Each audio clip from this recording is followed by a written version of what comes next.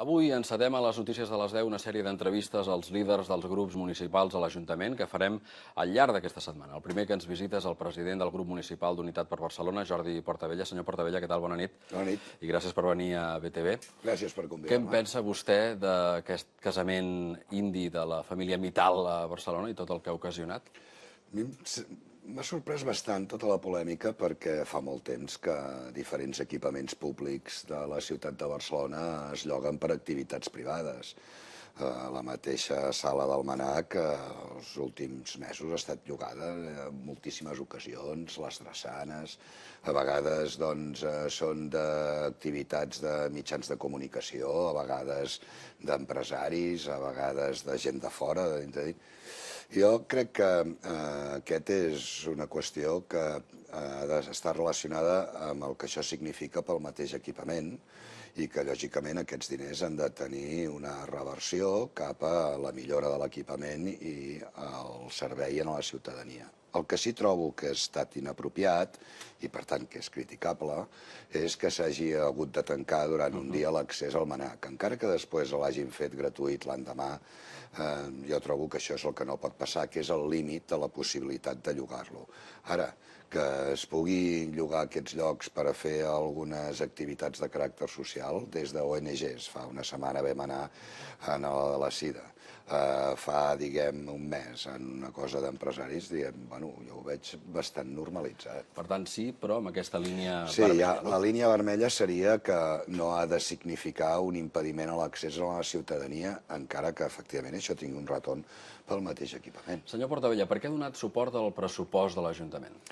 Miri, doncs perquè em semblava una autèntica bestiesa que la ciutat de Barcelona perdés l'oportunitat de tenir un pressupost expansiu en el qual hi ha quasi bé 100 milions més d'inversió dels que hi haurien de la pròrroga, que ja no venia de l'any passat, sinó que venia del 2012, per tant que s'havien aprovat el 2011, i perquè hi ha un increment en serveis a la ciutadania que se situa en el seu conjunt a l'entorn dels 1.000 milions, que a mi em sembla que està en la situació com està, no es podia perdre de cap de les maneres. I també em va influir força que en el darrer Consell de Ciutat, on hi ha un centenar d'entitats i d'associacions de la ciutat de Barcelona, diverses entitats i associacions independents i no associables a cap tendència política reclamaven tenir pressupost. A mi em sembla que justament estem en una època en què la dificultat és tenir un pressupost. Si tu pots tenir un pressupost que és molt millor que el que tenies perquè hi ha més diners i perquè es pot atendre millor els serveis, jo crec que no hem de poder deixar passar aquesta oportunitat. Ha anat a rescatar l'alcalde Xavier Trias per evitar que se'l vegi aïllat políticament? Jo he anat amb un pacte amb la ciutadania i amb la ciutat. És a dir, no podem fer veure que és el mateix tenir un pressupost que no tenir-lo, perquè no és el mateix. I no podem fer veure que és el mateix tenir una inversió que pràcticament arriba als 500 milions amb una que pràcticament arribava als 400, perquè no és el mateix. I això té una repercussió en generar llocs de treball, en millora de l'espai públic, del servei públic. Concreti una mica més. Què en traurà Barcelona d'aquest pacte, de la influència d'Unitat per Barcelona, d'Esquerra Republicana, al pressupost municipal? Doncs miri, hem fet totes diferents propostes. Una d'elles està vinculada a facilitar l'accés a l'habitatge de lloguer, amb lloguers que siguin assequibles d'entre 200 i 400 euros. El parc de lloguer de Barcelona, a part de ser reduït, està entre 600 i 700, i això ja és un preu molt significatiu, el qual alhora fa que hi hagi molt d'aquests pisos que estan buits, tot i que hi ha molta gent que busca pis. Per tant, hem influït sobre l'accés en aquests pisos.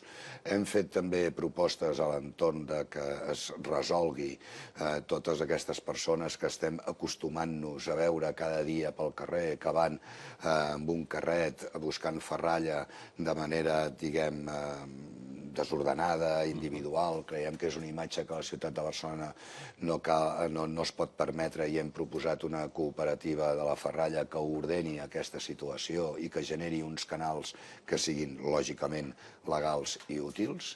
Hem proposat la creació d'una empresa pública d'energia que faci el mateix que fan les altres empreses, és a dir, per una part generar energia renovable, com nosaltres estem fent com a ciutat, per l'altra part comprar energia en el mercat i subministrar-la cap a la ciutat, perquè això representaria un estalvi del 20 al 30% del rebut que paga la ciutat.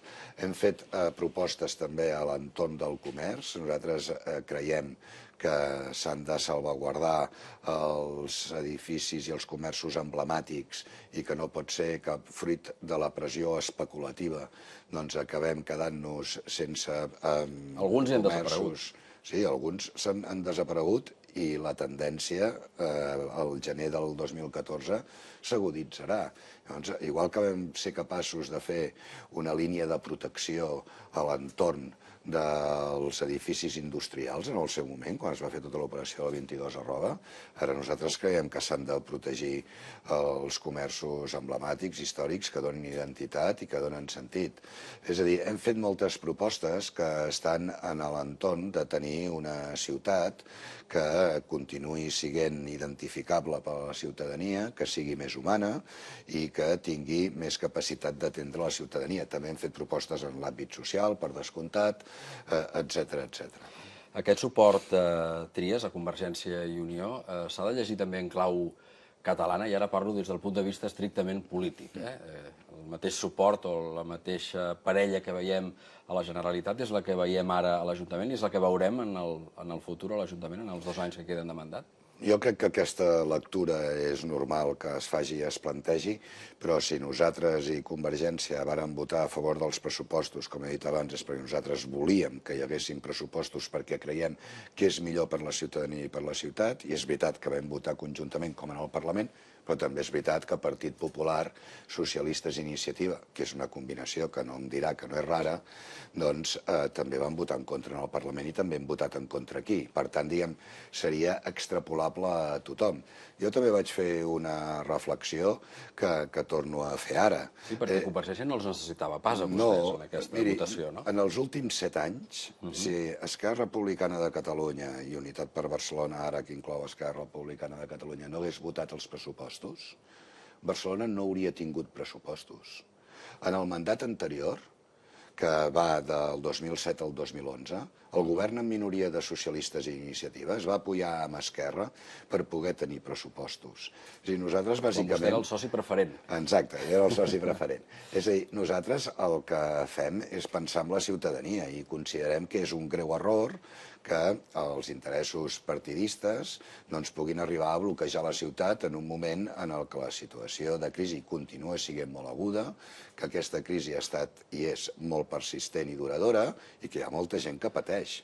En canvi, vostè ha criticat el superàvit als comptes municipals, perquè que hi hagi superàvit en un moment com el que estem, doncs, sembla difícil d'entendre, no? Aquest és el seu argument. En això no ha pogut influir en Convergència i Unió? Bueno, de fet, aquest any doncs, el superàvit quedarà pràcticament liquidat. És a dir, nosaltres creiem que efectivament els diners en aquests moments s'han de posar tots sobre la taula, han de servir per fer coses, han de servir per generar llocs de treball, han de servir per atendre les persones que pateixen, a les famílies que pateixen. Si nosaltres, igual que no entenem que no hi hagin pressupostos, tampoc entenem que la ciutat de Barcelona no es gasti fins l'últim cèntim. És a dir, per la llei d'estabilitat no hem de fer dèficit, d'acord, però d'aquí a tenir superàvit ja s'entén que no pot ser. Per tant, nosaltres el que busquem és justament maximitzar el màxim de recursos que té la ciutat de Barcelona en la seva repercussió a la ciutadania. Pel que fa al tema de construir habitatge social amb els diners que es treguin de la privatització de la gestió dels pàrquings, que és una proposta, és un projecte del govern municipal, vostè hi donarà suport finalment? Perquè no falta gaire perquè això es ventili. No, bueno, de fet, és la construcció d'una empresa 60% pública, 40% privada, en la qual hi ha uns 15 pàrquings que són de caràcter públic i 11 que són privats. I aleshores es junten i es crea una empresa público-privada. En aquesta empresa público-privada, perdó, ho he dit abans al revés, és 60% privat, 40% públic. És la que, d'entrada, en aquesta part privada, ha de pagar 100 milions cash. I després continua l'Ajuntament de Barcelona participant en un 40% dels beneficis. Nosaltres què vam fer en aquest cas? Comptar què significava el 40% de 26 enfront al 100% de 15. I els números surten perfectament. L'Ajuntament de Barcelona no perd diners, l'Ajuntament de Barcelona guanya diners. Per tant, l'únic criteri que nosaltres utilitzem és el de millorar la ciutat i el benefici de la ciutat i la ciutadania. Si els comptes surten, llavors nosaltres estem a favor. I si no surten, hi estem en contra. I per tant, moltes vegades ens hem vist, obligats a votar en contra i moltes vegades hem dit que votàvem a favor perquè ens semblava que era positiu. Però nosaltres el que mirem és el balanç de l'operació, millora la ciutat i hi ha més diners per a la ciutadania? Sí, votem a favor. No, votem en contra. En aquest cas, per tant, entenc que serà que sí. Votarem a favor. Senyor Portabella, durant la primera meitat de la legislatura vostè insistia molt en allò de la capital d'estat, no? de crear a Barcelona estructures de capital d'estat, preparant-nos per una suposada, una hipotètica independència. Encara és la seva prioritat? Jo, de fet, crec que quan es parla de Catalunya i es diu que quines són les estructures d'estat, jo crec que la primera i més important estructura d'estat que té Catalunya és Barcelona. Per tant, és clar que nosaltres volem reforçar la ciutat de Barcelona com a capital d'estat. En el seu moment vostè va criticar Trias perquè no ho feia prou. Ara ho fa més? No, continuo dient-li que hi ha moltes coses que s'hauria de reclamar en l'Estat que no està reclamant. Per exemple, el port per pagar la part del tren per la sortida de mercaderies que hi ha al port, com només pot actuar dintre del port, doncs ha augmentat la seva superfície a costa de la superfície de la ciutat de Barcelona. La ciutat de Barcelona ha perdut superfície i el port, que com tots sabem depèn de l'Estat, l'ha augmentat. Com pot passar això? És a dir, en tot cas, aquí el que s'ha de fer és buscar una compensació territorial. Si el port augmenta la seva superfície per la part d'on surten les línies de tren, doncs bé que ens les haurà de tornar del port que es veu aquí, del port antic, o del port que es veu tot veient baixant per Via Letana. És a dir, potser la gent no es fa el càrrec de que tu quan baixes per Via Letana i mires a l'horitzó i veus la llàmina d'aigua del port, tot el que veus és territori administrativament d'Espanya. Per tant, clar que no estem d'acord amb això, perquè nosaltres no pararíem. No pararíem de reivindicar que l'Estat d'una vegada pagui i construeixi la biblioteca provincial que no tenim i que només hi en queden 2 províncies a tot l'estat espanyol que no se'ls ha pagat. Clar que nosaltres reivindicaríem que com és possible que l'Estat hagi rebaixat amb quasi bé 90 milions d'euros les seves aportacions a TMB, és a dir, al transport públic. Clar que reivindiquem que ens estan estafant obertament sobre el no compliment dels acords signats per construir la Sagrera. Esclar, nosaltres el que contínuament estem fent veure en el govern i intentem fer veure a la ciutadania és que realment l'actuació que té l'estat espanyol sobre la ciutat de Barcelona és intentar-la afeblir en comptes de complir amb els compromisos establerts. Per exemple, i aquest és l'últim cas que li poso, hi ha una vulneració absoluta de la Carta Municipal de Barcelona pel que fa al criteri de capitalitat cultural. La capitalitat cultural, els diners que abans venien de l'Estat per anar en els museus importants, com el MNAC, del que parlàvem al començar aquesta entrevista, senzillament han desaparegut, s'han reduït a 0. A nosaltres ens sembla que això és absolutament inacceptable i reclamem a l'alcalde de Barcelona que faci d'alcalde de Barcelona, que faci d'alcalde de la capital del país i que reivindiqui que l'estat espanyol ens tracti de la manera que hem pactat i d'una manera correcta i no discriminatòria. Ara contundent amb l'alcalde després d'haver pactat el pressupost. No, perquè són coses diferents, perquè nosaltres el que busquem sempre, com he dit abans, és el benefici de la ciutadania i de la ciutat. Sense pressupost anàvem millor o pitjor? Pitjor. Sense reivindicar això anem millor o pitjor? Pitjor. Per tant, fem una cosa a un costat i a l'altre, però el denominador comú és el que és. Vostè també va pactar amb el govern de Xavier Trias en el seu moment el PAM, el Pla d'Actuació Municipal, i ho va fer a canvi del compromís que es fes una consulta sobre l'eix que conformen les places Catalunya, Universitat i Urquinaona. Es farà aquesta consulta en aquest moment? Hi estem treballant perquè mandat? creiem que la part central de la ciutat de Barcelona s'ha de poder remodelar de forma i manera que estigui consensuada. Justament la part plaça Urquinaona, plaça Universitat, plaça Catalunya, és una part molt concorreguda, però és com una mica incòmoda. I, per tant, a nosaltres ens sembla necessari que es plantegi un projecte que després es pugui votar. I ara estem en la fase d'elaboració. Nosaltres estem convençuts que el govern complirà la seva paraula. En aquest mandat? En aquest mandat. Respecte al deute de la Generalitat amb l'Ajuntament, li semblen bé les explicacions que s'han donat en el si fins i tot d'una comissió expressa per a aquesta qüestió? Aquí tornem a estar en una situació molt similar a la dicotomia que jo mostrava fa un moment. Nosaltres, com defensem la ciutadania i defensem la ciutat, el que fem és dir, escolti'm, anem a mirar què és el que ens deuen totes les institucions supramunicipals, i això inclou la Generalitat i l'Estat. Llavors es crea una comissió que només mira què és el que ens deu a la Generalitat. I és veritat, la Generalitat ens deu 150 milions i l'Ajuntament de Barcelona ha de reivindicar el pagament més aviat possible d'aquests diners. Però alhora aquesta comissió s'oblida dels incompliments econòmics que té l'Estat amb Barcelona i que superen amb escreix els 700 milions. Per tant, no ens confonguem. És veritat, i hem de reivindicar que la Generalitat de Catalunya ens torni el més aviat possible aquests 150 milions que ens deu, però també hem de reivindicar els més de 700 de l'Estat. I per tant, nosaltres el que reivindiquem són els 850, no només 150 o 700, sinó el conjunt. Llavors, aquesta comissió s'ha especialitzat en reclamar els 150. I nosaltres ja en el seu moment vam introduir, diguem, una proposta, una esmena, de dir parlem de la Generalitat i parlem de l'Estat. I si ens degués alguna cosa la Unió Europea, però no és el cas. Com es posiciona vostè, senyor Portabella, respecte al debat sobre la privatització de Barcelona? I poso cometes perquè això és el que diuen els grups d'esquerra de l'Ajuntament, bàsicament, i és un missatge que estan repetint les darreres setmanes i que l'exemplifiquen en temes com l'ordenança de terrasses, que demà, per cert, s'aprovarà amb el suport del Partit Popular, la pista de gel o la pròpia festa de Cap d'Any, per el model que s'ha triat de festa. Vostè veu en perill l'espai públic de Barcelona amb aquest govern de Xavier Trias? En relació a l'espai públic, sí. I nosaltres hem estat molt batalladors sobre com s'ha perdut la regulació, per exemple, sobre els anuncis, sobre la publicitat en espai públic. Nosaltres creiem que la repercussió que tindrà aquesta ordenança de vetlladors serà negativa, perquè, esclar, les voreres són per caminar. Aquesta és la seva principal funció. I si es poden combinar amb activitat econòmica, festa.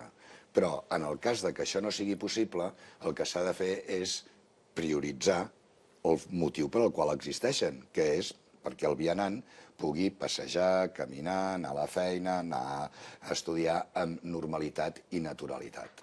Clar, què passa? Arriba un moment que el grau d'ocupació de les voreres és tan gran que pot arribar a qüestionar el que és la seva funció principal. I amb això estem en desacord. Que després s'estigui plantejant que pugui haver-hi publicitat en els mateixos balladors ja ens sembla el colmo. Per tant, sí que discrepem sobre l'ordenança de vetlladors. Sobre, per exemple, la pista de gel, home, que durant 20 dies o 30, no ho sé, durant un període de temps breu, es posi, diguem, una activitat lúdica a la ciutat de Barcelona i després torni a desmuntar, bueno, ens sembla, diríem, que tampoc cal posar el crit al cel. En tot cas, s'hauria de posar el crit al cel pel cost ecològic que té, pel cost energètic que té, però en aquest cas no entenem que la utilització de l'espai públic, perquè alhora aquesta pista també és d'ús públic, quedi compromesa. Per tant, hi ha una part que sí que la compartim, una part que ens sembla una mica pujada de to, i en tot cas el que sí estem preocupats, i ho puc dir amb aquesta naturalitat perquè portem insistint durant els últims 2 anys, és que s'ha de mantenir la qualitat de l'espai públic, perquè l'espai públic no és que no sigui de ningú, és que és de tothom. i per tant no es pot privatitzar. Vull demanar molta brevetat, perquè vull parlar de política i del seu futur. Vinga. Ja sap que als periodistes ens interessa molt aquesta part de l'entrevista, però abans també li vull demanar un comentari breu, insisteixo, sobre aquest episodi de contaminació que estem vivint a la ciutat, que ha fet que s'activin algunes alertes i alguns protocols. No fa gaire, des de l'OMS s'ha advertit dels riscos seriosíssims per a la salut humana que comporta el fet de respirar aire brut, es parla fins i tot de càncers, etc. No? Què hem de fer contra la contaminació? Perquè sembla que és un tema que no acabem d'agafar mai el toro per les banyes. No? Deixi'm que li digui dues coses. Una, la primera, nosaltres hem estat molt insistents en aquest tema de lluitar contra la contaminació atmosfèrica des del moment 1 i creiem que amb episodis de contaminació atmosfèrica com els que vivim ara s'ha de regular l'ús del vehicle, en aquest cas de gasoil, perquè la contaminació que tenim és d'òxids de nitrogen que és produït, diguem, per a l'ús de gasoil. I dos, el fet de que nosaltres estiguem proposant que hi hagi una empresa pública d'energia, de subministrament d'energia, va clarament a rebaixar la contaminació atmosfèrica. És a dir, a nosaltres ens preocupa, i ho exemplificaré en un segon. Miri, més o menys, els humans bevem 2 litres d'aigua al dia. Mengem 1,5 quilos de menjar al dia i respirem 17 quilos d'aire. 1 quilo d'aire, a nivell de mar on estem, 1 litre d'aire pesa 1 gram i escaig. Per tant, allò que més fem en la nostra vida és respirar.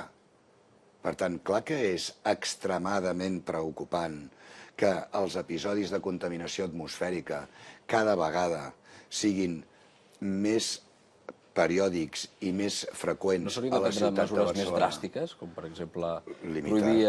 Limitar l'ús del vehicle. Si li sembla poc dràstic... No, em sembla molt dràstic. Segurament limitar necessari, no? l'ús del vehicle en els moments de contaminació atmosfèrica. Molt bé, arribem al final de la conversa, senyor Portabella. De què depèn que vostè torni a ser el candidat d'Esquerra Republicana a les eleccions municipals? Doncs depèn de que jo em presenti i els meus companys i companyes d'Esquerra em votin. Ho faré o no ho faré? Doncs ja he dit que ho decidiré al maig del 2014, que quedarà un any, i per tant les coses, diguem, normals es fan així, et presentes un any abans... Aleshores ja se sabrà també si Esquerra Republicana ha entrat al govern de la Generalitat, que si hi ha pregunta i data del referèndum, en principi hi ha aquest compromís perquè hi entri. Molt bé, vostè ho ha sapigut veure en Jo ja me l'imagino de conseller, senyor Portabella. Jo Seria no. el que l'apartaria vostè de la carrera municipal, una conselleria? Sap què passa? Que jo crec que han de passar moltíssimes coses. El prec, la pregunta, la data, després, diguem, els pressupostos, el govern, les europees... O sigui, hi ha tot un seguit de coses que en aquests moments són transcendents i que encara no estan definides, que fa que jo no aspiri ni a ser conseller ni a ser de nou cap de llista a Barcelona, sinó que aspiro a ser útil a la societat catalana i ajudar a que la societat vagi millor. I, per tant, no m'ho vull plantejar, perquè si no et bloqueges i penses més en tu que en la societat. I estem encara en un moment molt transcendent i encara falta molt de temps per a les eleccions, per la qual doncs, jo només penso en com fer que la ciutat sigui millor. M'estic passant de temps, però no puc evitar preguntar-li per la pregunta, justament. Sembla que les negociacions ara estan encallades. Ha de dir la paraula independència, aquesta pregunta de la consulta? Ha de ser una pregunta tan clara que després no haguem de fer un altre referèndum per interpretar-la. És a dir, no podem fer un esforç tan gran com està fent la societat catalana els 2 últims anys perquè després de guanyar a la consulta ens diguin, bueno, clar, però això es pot entendre de moltes maneres. L'única manera que tothom ho entendrà és incloent la paraula independència. Jordi Portabella, president del grup municipal d'Esquerra Republicana a l'Ajuntament, li agraeixo molt que hagi vingut aquesta nit a les notícies de les 10 i fins la pròxima, que segur que n'hi haurà. Moltes gràcies. Bona nit.